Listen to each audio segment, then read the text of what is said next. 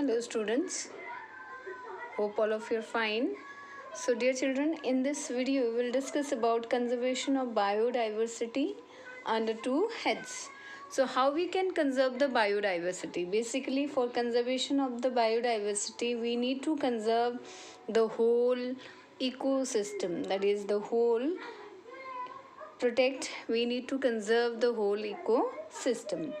There are two basic approach, okay, by which we can conserve the ecosystem. So you can see on the screen, one is the in situ and another is the ex situ method. Okay, so in situ is called the natural method and ex situ is called the artificial method of conservation. So in case of in situ conservation, biodiversity hotspots are there, protected area are generated, okay, and under the under the protected areas we have the biosphere reserve, national parks, wildlife sanctuaries, then sacred groves, okay. And in ex situ what happens, the protection of threatened species is done and protection of the gametes is done under two categories, okay. And the two branches the protection is done, one is by protecting the threatened species and another is by protecting the gametes.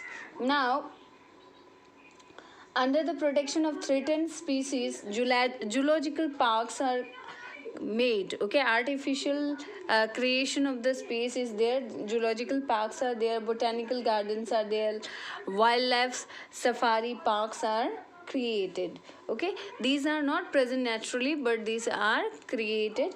Then next we have is protection of the gametes, and for that what is done is that the tissue culture is practiced, okay. Next is seed banks are there, okay, established, and gene banks are established. So in situ conservation, one side conservation is there. This approach involves protection of the species in their natural habitat.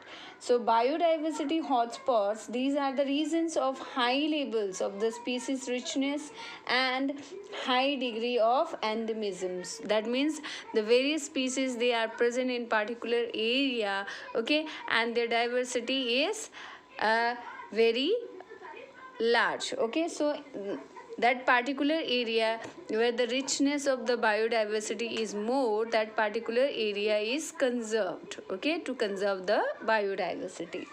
Next, endemic species are the species that are confined only to a limited regions, okay. Some species they are confined only to a particular area and they are not found throughout the world. So those species which are present to that particular area only are called the endemic species.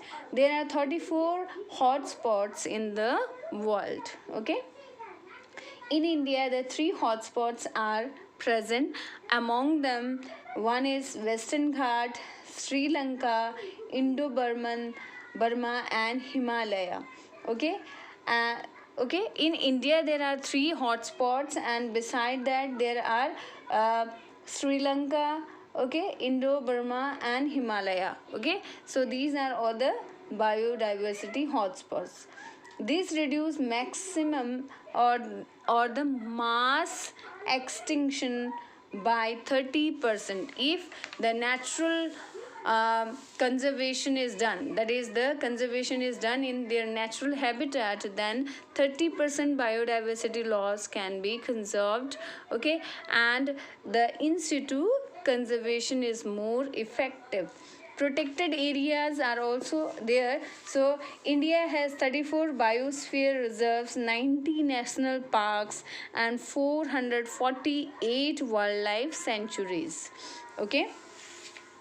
Jim Corbett National Park was the first to be established in India, okay. Next is Ramsar site. Okay, Ramsar sites are the wetlands which are considered to be the international importance. Ramsar conservation is an international treaty for conservation and sustainable utilization of the wetlands. For in the wetland areas, the biodiversity is more, and in order to conserve that, the international treaty was there, convention was made, and that convention is called Ramsar Convention. Okay, there are 26 Ramsar sites in India. Okay, and some of these are Astamaudi wetland, Sambar Lake, then Rudra Sagar Lake, then Chilka Lake, then Bitkanika wetlands, etc. These are some of the wetlands. Okay, sacred groups. These are also the biodiversity hotspots. These are the forest patches set aside for worship. Okay, all the trees and wildlife within are given total protection by the tribal people. Large number of rare and threatened plants can be found in this region. Some of the sacred groups in India are Khasi and Jatais Hills in Meghalaya. Okay, Jayanti Hills in Meghalaya. Then Western Ghat region of Karnataka and Maharashtra. Next is Aravali Hills of Rajasthan. Then Sarguja, Chanda, and Bastar area of Madhya Pradesh. These are certain sacred grove areas. Then next we come to the ex situ conservation or off-site conservation. Okay, so this approach involves placing threatened animals and plants in special care unit for their protection. That means if we cannot conserve the entire area, the species from there are removed and they are kept in another area.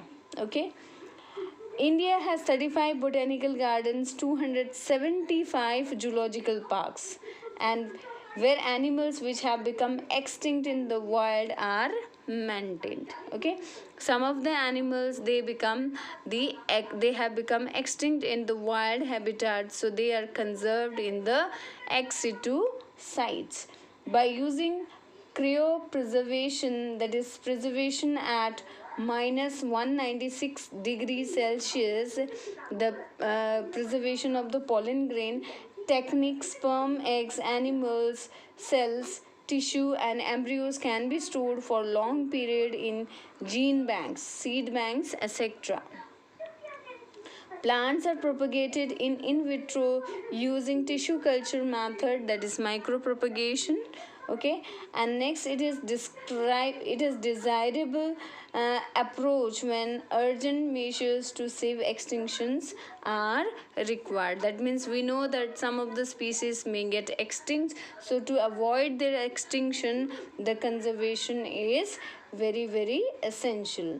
Now Conventions on Biodiversity. The Earth Summit was held in Rio de Janeiro in 1992, and it was called upon by all nations to take appropriate measures for conservation of diversity and sustainable utilization of its benefits.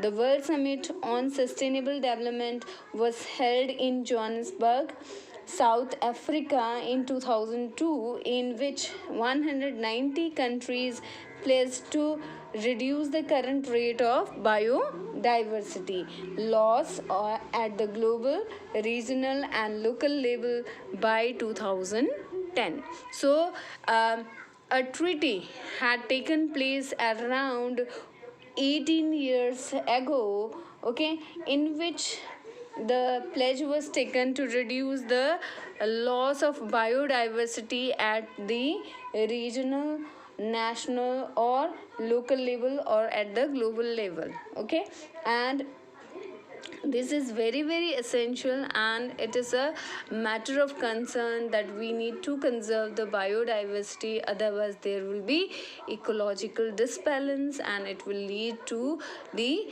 extinction of one or other species, and ultimately all the species that are present on the earth.